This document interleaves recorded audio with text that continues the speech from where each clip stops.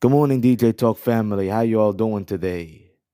First of all, welcome to the 59th episode of DJ Talk. Now, before we get started, I would like to send a shout out to everyone that is doing more than good, but great. So, with that being said, let's continue to do great and continue to be great. And all I can say is, let's go get them. So if you guys are new to this channel, make sure you like, comment, subscribe, turn on the bell for notifications, and many more to come, many more episodes to come, and contents to come. So stay tuned for more. So without any further ado, let's get right to it. In today's episode, we're going to be talking about how to jump through roadblocks. So what does it mean to jump through roadblocks? Very interesting question here. It means that when something within yourself that is getting in the way of achieving your goal, any situation you encounter makes it difficult or impossible to do it, to do what you want to do or need to do. There are multiple steps on how to jump through roadblocks, and we're going to start it off with numero uno. Make a plan. While you don't know what is going to happen in the future, you can always plan ahead. Look at the patterns in your life and see what challenges you've struggled with. Assess the optimal outcomes and make a plan for how you can achieve them. If you work somewhere and can anticipate the types of challenges you may face, then you can plan ahead. Number two, know you're not alone. Every person in this world has their lowest points. Some may handle or even hide it better than others. But the truth is, whatever you're going through, there are others who have been there through it too, as well. You are not alone. Try to reach out to your community and network. Speak your feelings and express your concerns in all settles of your life. Number three, feel your feelings.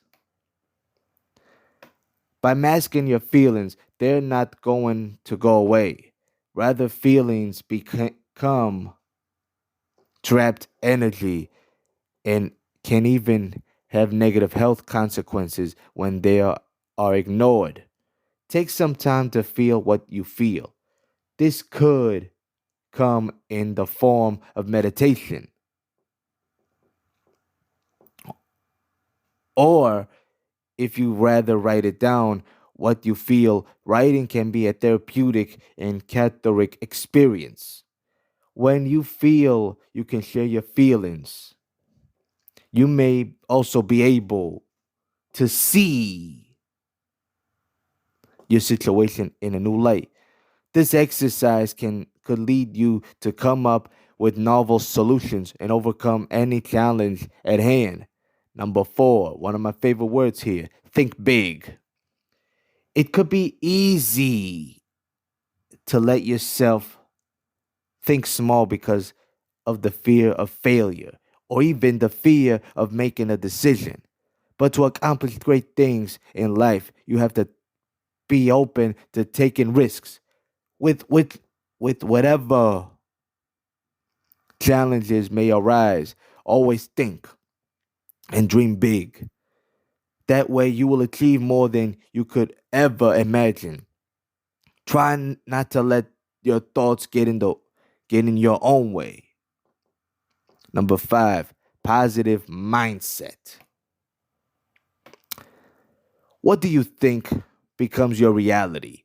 Train your mind to think positively. This will take both time and practice. It begins with mental awareness. You can practice awareness through mindfulness techniques and meditation. When you get good at acknowledging your thoughts and letting them pass, you can stop negative thoughts in their tracks. Number 6, don't give up. When a challenge arises, be it at a big test in school or an upcoming running race, don't give up ever. Persistence is a huge key to overcoming challenges. Giving up means that you will neither overcome the challenge or learn from it. Power through challenges by asking for support, feeling your feelings, and making a plan to work through it. Number 7, work smart but not hard. Ooh, I like this one. Generally, there is more than one way to get something done. However, there's always just one optimal way or best way of doing it. To work smarter rather than harder, start by working backward. Outline and define your goals, then plan the process for how to get there. Perform research to see how others who have come before you have done it. Take count of your own skills and ideas for how you may be able to do it better. Then stick to your path and get the work done. Or should I say, get to work. Number 8, control what you can. When faced with a career setback, first ask whether it is due to factors outside your control. If it was a nationwide company restructure, then it is unlikely to have anything to do with your performance, says Labarre. If it was due to poor individual performance or poor behavior, you need to use it as a learning experience to take time out of your self-assessment. Schmerlin agrees. Think about your life. When do you learn? Never when life is hunky dory. It is always when there's a setback. So let's take this as a learning experience. Number 9, be proactive. Taking a step towards a goal means being proactive. Getting off the couch and working out means being proactive. Starting the project you have been thinking about for a while means being proactive. You can get the point. Being proactive is hard. It requires courage, motivation, and perseverance. But at the end of the day, it pays off. Number 10, think win-win. Woo!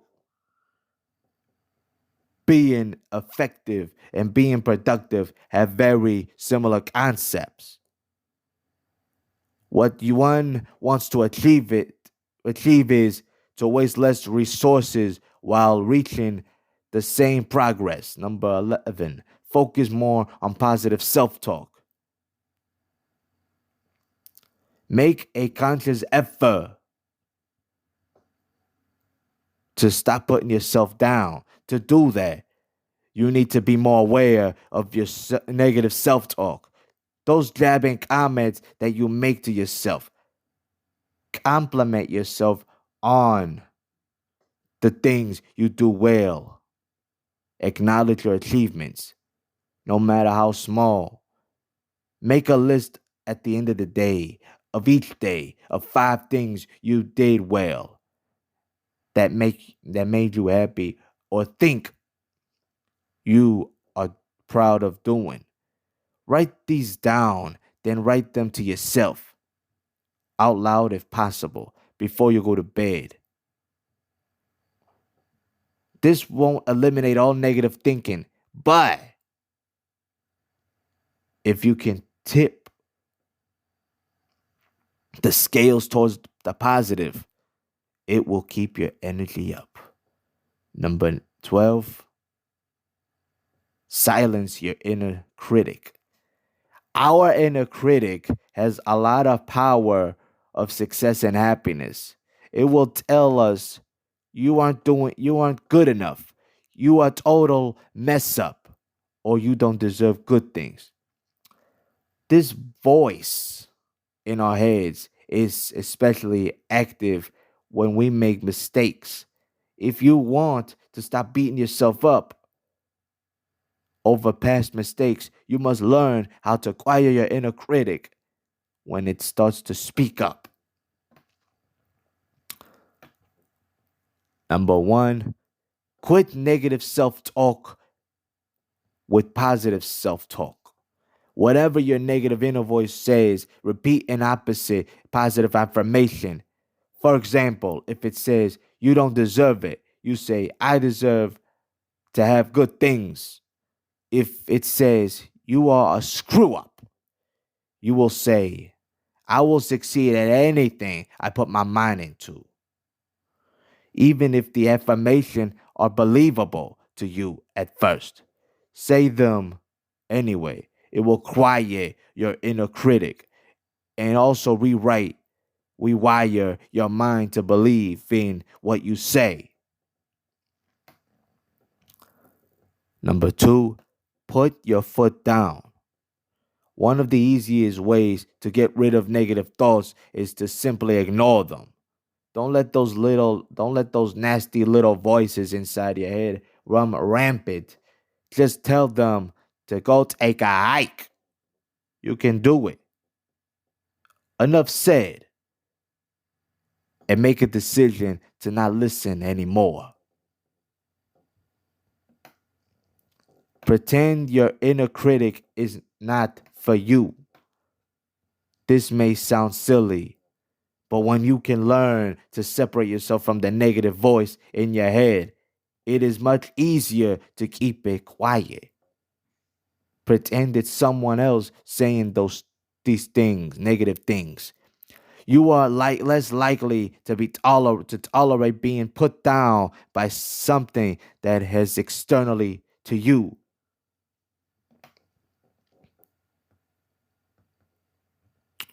Step number 13, accept your mistakes.